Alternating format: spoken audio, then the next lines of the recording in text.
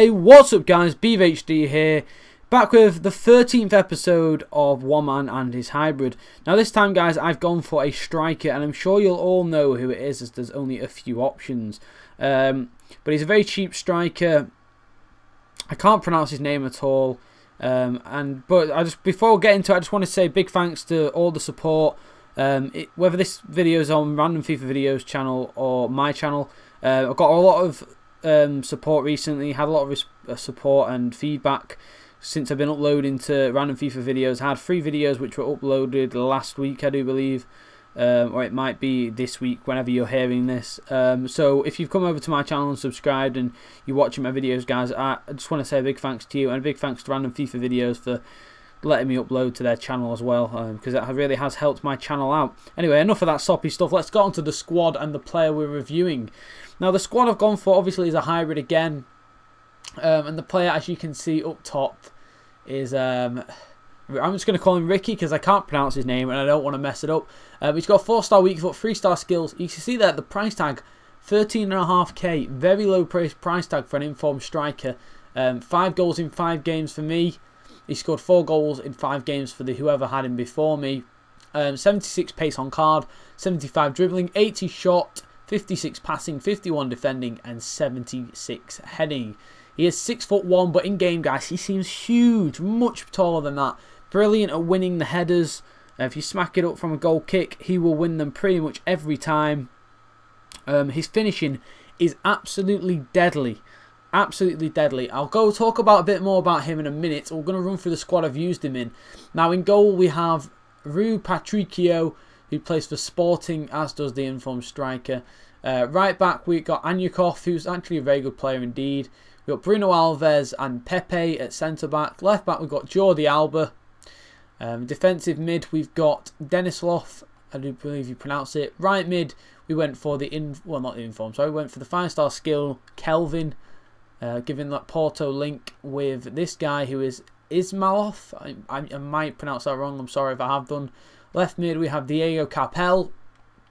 And obviously we have Big Ricky up front with Martinez. And these two together works very well indeed, because they're both very big players, and Martinez has that little bit of extra pace. Anyway, getting back onto Ricky. Like I've already mentioned, you'll see in the clips as well, his finishing is superb. He holds up the ball very well indeed as well. Holds up the ball and then waits for support. He can do that very well. He's kind of like a Berbatov kind of player in real life. He's brilliant at doing that.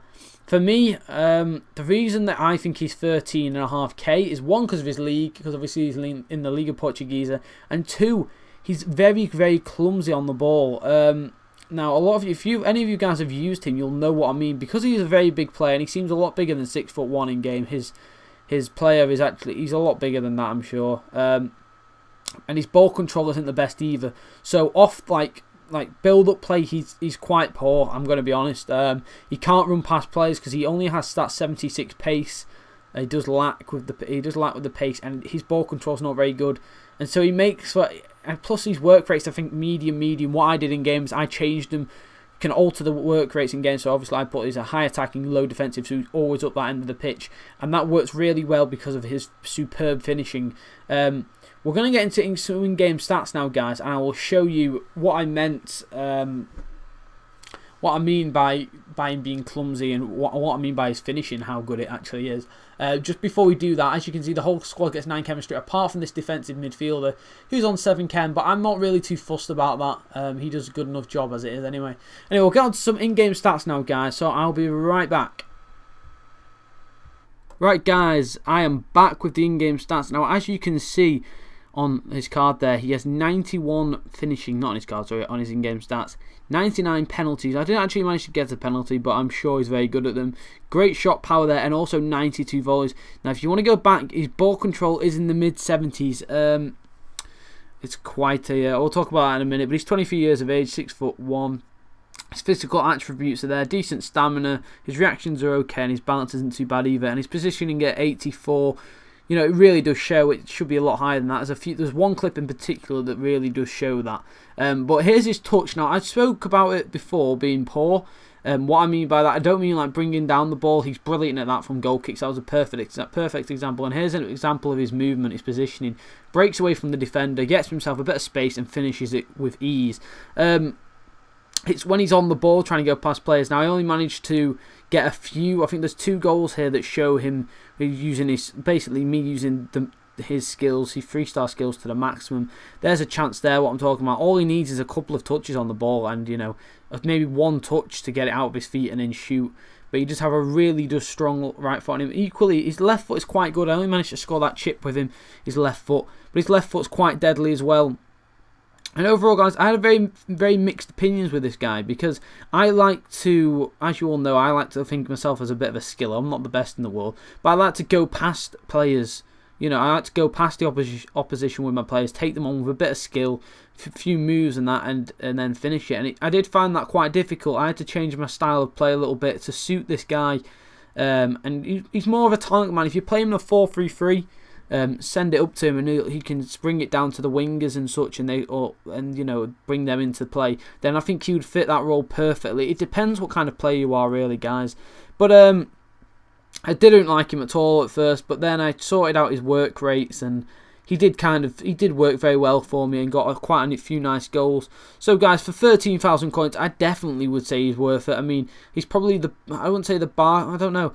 It depends how you play, but if you like to just finish, if you feel like a striker who, when the ball's played into him, he can finish, then he's definitely worth the coins, guys. One of the best finishers I've used on the game, and so in my opinion, he is worth the coins. As you'll see pop up now, he is worth the coins in my opinion. But if it came down to his dribbling aspects, then I'd say no, because he's really quite poor. You know, his ball control isn't the best. He's good. Seems to be really weird. He'll bring down the ball very well, but when it comes to taking on the opposition, he's not that kind of player. So, guys, that is the one man and his hybrid for today, episode 13. I hope you have all enjoyed. If we could get 30 likes, if it's on my channel, 30 likes would be great, guys. And any support, all the support you've been giving me, like I've already mentioned at the beginning of the video, is much appreciated. And a big thanks to all you guys, because, you know, you're keeping me motivated to keep making videos. So that's everything from me, guys. I hope you have enjoyed the video. Subscribe if you're not already, and I will see you next